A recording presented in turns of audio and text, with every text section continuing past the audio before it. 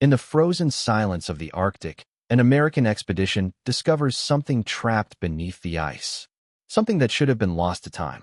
What they uncover will challenge everything they thought they knew. Stay with us until the end to see the truth revealed. Before we begin, tell us in the comments where you're watching from, and don't forget to subscribe and like the video to support more stories like this. The summer sun hovered low over the horizon, painting the Greenlandic sky in muted golds and silvers as the American research vessel Aurora cut through the calm, frigid waters. The expedition had been at sea for weeks, documenting the fragile beauty of melting glaciers and the distant calls of seabirds that echoed like ghosts across the fjords.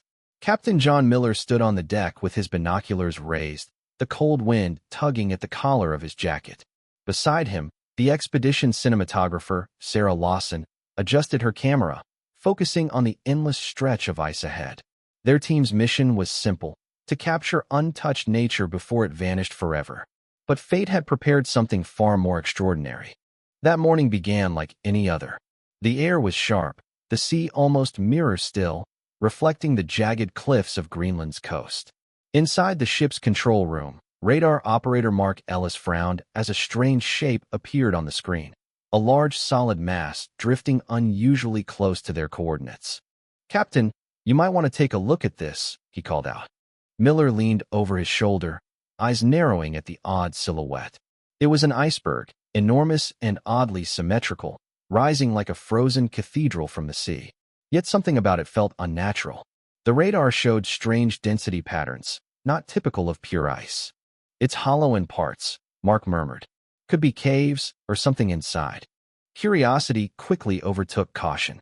The crew gathered at the deck railings, peering at the distant white monolith catching the morning light. "Let's take a closer look," Miller decided. Within minutes, inflatable boats were lowered into the water, the explorers donning thermal suits and loading cameras and sonar scanners. The cold bit through their gloves as they rowed closer, the sound of oars muffled by fog. Sarah filmed quietly, her lens focusing on the iceberg's face. The ice was unnaturally clear in some sections, glowing faintly blue from within. When they were just a few yards away, the first gasp came from the youngest member of the crew, Alex Rivera. "Captain, there's something in there." The group leaned forward, pressing closer to the ice. Through the see-through layer, faint but unmistakable, ran the curve of metal, a wing, corroded but intact, entombed in solid ice. Sarah steadied her camera, her voice trembling as she whispered, "That's no rock. That's a plane." The discovery sent a shiver through them, though not from the cold. The outlines became clearer: a massive propeller, fragments of faded paint, the skeletal remains of a fuselage frozen mid-flight. The team returned to the Aurora to prepare proper equipment. As the sun climbed higher, they secured ropes and anchors, positioning the vessel to prevent the iceberg from drifting. "We'll stabilize it first," Miller instructed. "We don't want it breaking apart before we can document this." Hours of effort followed, setting up stabilizing lines, measuring currents, recording data. As they worked, the atmosphere grew tense, almost respectful. There was something unsettling about the sight of human creation locked in nature's icy grip, preserved through time, as if trapped in a memory. When they finally returned to the smaller boats and approached again, the light had shifted. Sunbeams pierced through thin fog, and the metal within the ice gleamed faintly. The words on the fuselage, though distorted, began to appear. Faint traces of the U.S. Air Force roundel, stars and stripes barely visible beneath layers of frost. "It's from World War II, Sarah breathed. The realization hit them like a wave. What was a mid-century bomber doing frozen inside an iceberg in Greenland? How long had it been here? Untouched, unseen. Miller felt the weight of history pressing on him. "This is a grave," he said quietly. "We treat it with respect." The crew nodded in silence. They began taking preliminary samples of the surrounding ice, confirming the plane had likely been frozen for decades. Yet every moment spent there seemed to blur the line between past and present. The wind whispered across the ice, and Sarah swore she could almost hear the distant hum of engines long gone silent. As they set up floodlights for night filming, the team gathered near the iceberg's base, marveling at its strange beauty. The bomber looked as though it had been caught mid-fall, wings stretched in defiance against time. The ice preserved it perfectly, a monument of war and loss hidden in one of the world's loneliest places. Tomorrow, Miller said, we'll try to open a small section carefully. He turned his gaze toward the horizon where the sun was sinking behind sheets of silver cloud. Something deep inside him whispered that this discovery would change everything. Night fell slowly, wrapping the fjord in quiet. The aurora floated in still water, its lights reflecting off the iceberg's surface like candles in a cathedral. On deck, Sarah reviewed her footage, her hands trembling slightly as she paused on the shot of the buried plane. "It almost looks alive," she whispered to herself. Somewhere behind her, the ice groaned faintly, a long, low sound that echoed across the water. None of them could know that inside that frozen tomb lay not only a relic of history, but a story waiting to be told, a life suspended in the cold silence of time. As the camera's battery light blinked red and the sky deepened to twilight, Miller made his final note in the ship's log for the day. Unidentified World War II aircraft discovered. Coordinates logged. Further investigation pending. Ice appears stable. Crew morale uneasy but determined. He closed the notebook and looked once more toward the looming shape in the distance. Somewhere beneath the ice, he felt a human story slept, one that deserved to be awakened. The cold wind whispered against the metal hull, carrying with it a strange promise from another age. The next morning, a pale sun hung low over the ice, casting long shadows across the frozen landscape. The air was still, broken only by the crunch of boots and the low hum of machinery aboard the Aurora. Captain Miller stood on deck, his breath forming thin clouds as he gave quiet orders to the crew.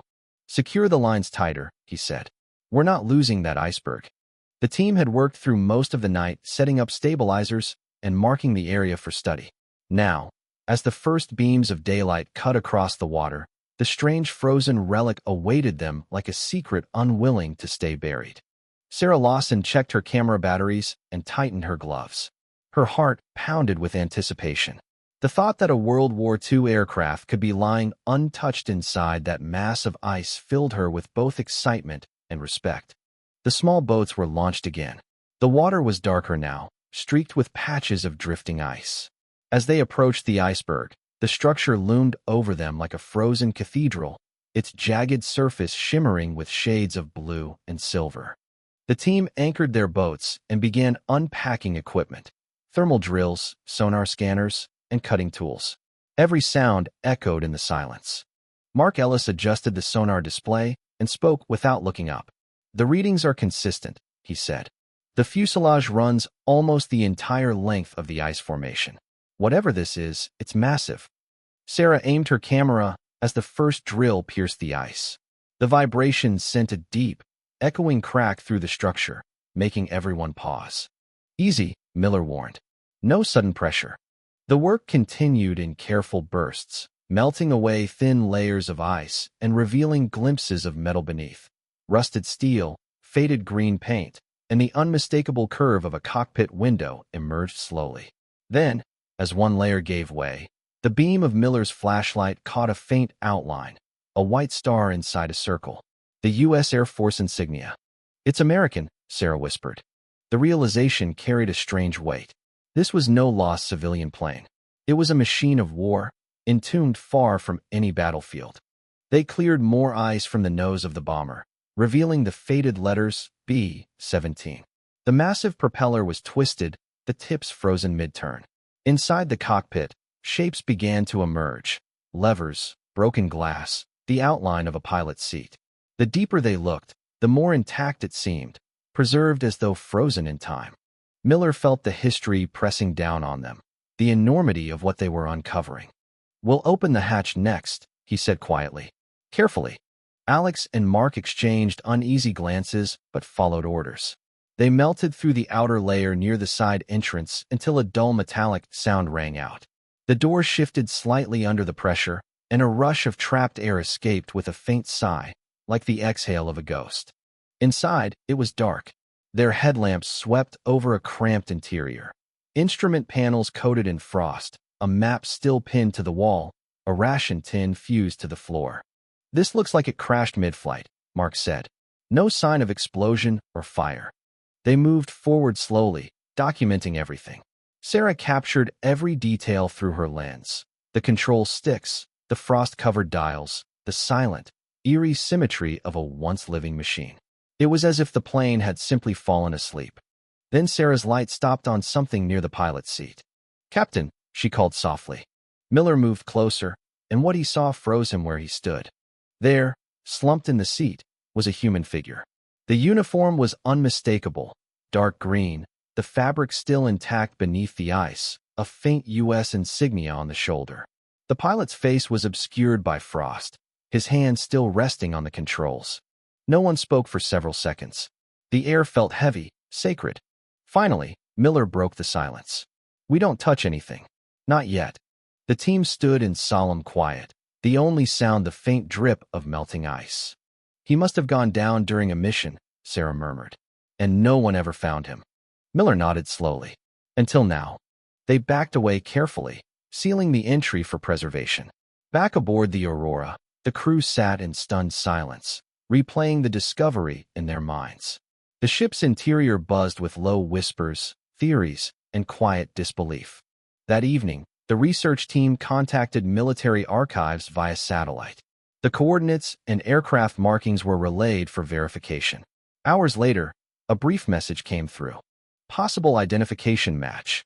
B-17 unit lost in 1943 during storm near Greenland. No survivors recovered. The words sent a chill through everyone. It meant the man they had seen was part of that lost crew, frozen for over 80 years. His story erased by time, until now. Night descended once more over the frozen sea. Sarah sat in her cabin, reviewing footage frame by frame. Every image of the pilot's cabin filled her with quiet awe. There was something heartbreakingly human in the stillness of his posture, as if he had fought until the end. Outside, the iceberg shimmered under the moonlight, the plane's metallic surface glinting faintly beneath its icy shell.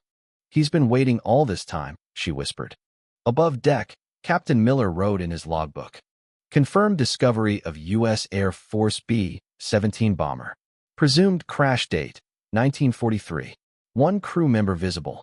Further inspection to follow under controlled conditions. The past never really disappears. It just sleeps." He closed the book, watching the distant glow of the iceberg fade into the fog.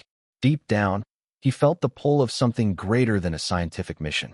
This was not just an expedition anymore. It was a rescue of memory, of history, and of a man who had once soared through these same skies and never made it home. By the time the investigation team arrived from the mainland, the iceberg had already begun to shift under the slow pull of ocean currents. The crew of the Aurora worked tirelessly to stabilize it again, knowing that every hour mattered. The discovery of the frozen bomber had spread quickly through scientific and military channels, and within days, specialists from the U.S. military's Historical Recovery Division were on board. Among them was Dr. Emily Carter, a forensic expert in wartime remains, whose calm presence brought focus to the restless crew. She studied the preliminary footage from Sarah's camera and spoke quietly. "If this man's body is as intact as it appears, we might finally learn what happened to the missing flight." The words seemed to breathe life back into the ship. For the first time, they were not just explorers. They were witnesses to history awakening. The operation to open the aircraft resumed under strict procedure. Floodlights illuminated the iceberg, casting long shadows across the sea. Steam rose as controlled heat was applied to melt the entrance further. Slowly, the team entered the fuselage again, this time with cameras, scanners, and collection kits. Inside, the air was still, stale with the faint metallic scent of rust and frost. Every object was documented, every fragment preserved. Dr. Carter moved carefully through the narrow space, her gloved hand brushing against the edges of the frozen controls. "It's like time stopped," she said softly. Sarah filmed every motion, her camera recording the eerie perfection of the scene. Then Carter's voice called out again. "Here." Her light fell on a small leather-bound book wedged between the pilot's seat and the console. It was stiff, encased in thin ice, but the letters on the cover were faintly visible. Lieutenant James Porter. The name echoed through the fuselage. Lieutenant James Porter. The air grew heavier as they worked to extract the book intact. Hours later, in the lab tent set up aboard the Aurora, The journal was carefully thawed under controlled temperature. The first pages were nearly blank from water damage, but as they turned deeper, the handwriting grew clearer, steady, neat, distinctly human. The entries began days before the crash, detailing a standard supply mission from a U.S. base in Greenland to the United Kingdom. Porter's tone was light, even humorous, describing the boredom of long flights and the camaraderie of his crew. But as the entries neared the final day, the handwriting changed. The lines grew uneven. Words became shorter. One passage stood out. Storms closing in. Radio down. Visibility near zero. Trying to gain altitude, but the ice keeps building on the wings. God help us. The final entries were what no one was prepared for. Porter had survived the crash. His notes described waking in the wreckage, injured and alone. The rest of the crew was gone, scattered across the ice. The radio was destroyed. He had supplies for only a few days. Each day's writing grew weaker. Still no rescue. Snow covering everything. The cold burns inside my chest. Then one final message, scrawled with shaking hands. I can't move anymore, but I'm not afraid.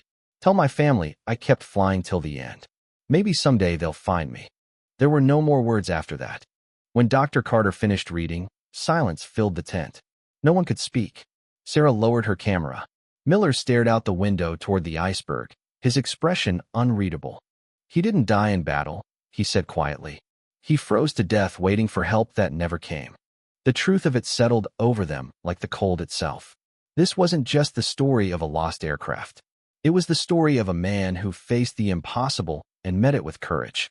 Over the following days, the forensic team worked to recover the remains of Lieutenant Porter with the utmost respect. His body was still seated at the controls, the uniform preserved almost perfectly. The insignia on his jacket matched records of the 327th Bomb Squadron. Underneath his collar, Dr. Carter found a folded photograph, a woman and a small boy smiling in a sunlit yard. Written on the back were the words, "Waiting for you always. Love, Mary." That single image broke through the clinical silence of the lab. Sarah turned away, tears filling her eyes. Even Miller, hardened by years of sea and loss, had to steady his voice. He had a family, he said, and they've been waiting all this time. When the news reached the U.S., military archives confirmed everything. The flight had been reported missing in 1943 during a fierce Arctic storm.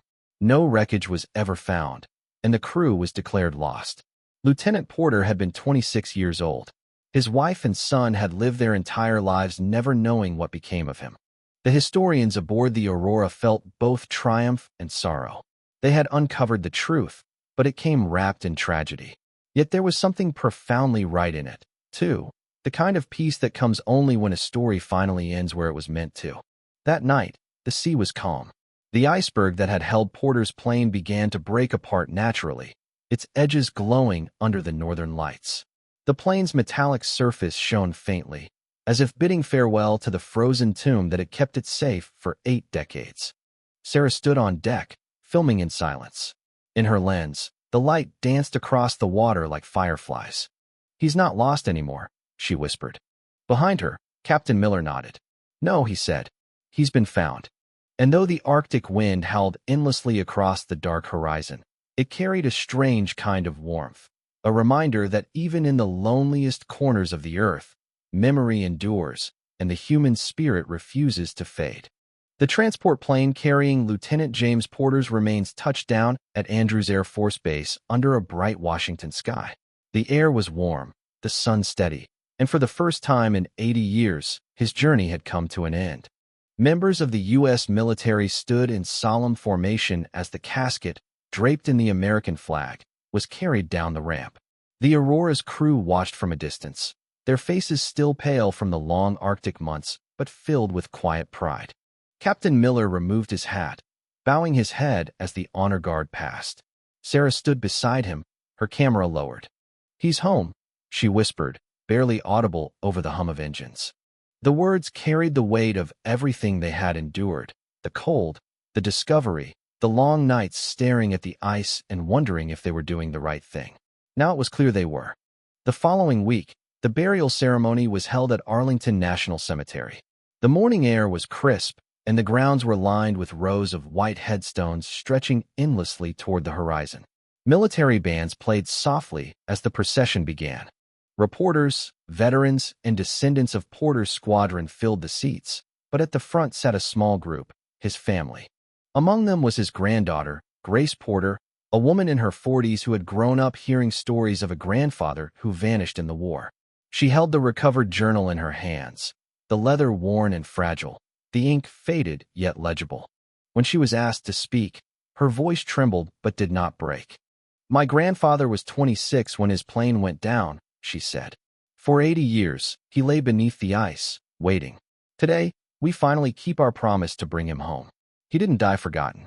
He died serving, believing in something greater than himself." As she finished, the honor guard raised their rifles. The salute echoed through the still air, sharp and final. The flag was folded with precision and handed to Grace, who accepted it with tears in her eyes. Sarah filmed quietly, capturing every moment, but her camera trembled in her hands. Behind her, Captain Miller stood rigid, jaw tight, eyes wet. When the last notes of "taps" faded into silence, he stepped forward and placed a small metal pin, a replica of the Aurora's insignia, on the corner of the casket. "From all of us," he said softly, "you brought history back to life, Lieutenant." Later that afternoon, as the visitors departed and the sun dipped lower, Sarah and Miller walked along the rows of graves in silence. The wind rustled the leaves above, and the sound of footsteps on gravel echoed faintly. "You think he knew someone would find him?" she asked after a while. Miller took a long breath. "Maybe not," he said, "but he hoped, and that's enough." They stopped near a memorial wall bearing the names of the missing. Miller traced one name with his gloved hand. "It's strange," he said quietly. "Out there, in all that cold and emptiness, I thought we were uncovering death. But what we really found was life, the proof that courage can outlast time." The film footage from the Aurora later became a documentary titled The Frozen Guardian. It aired worldwide, drawing millions of viewers who watched in silence as the story unfolded.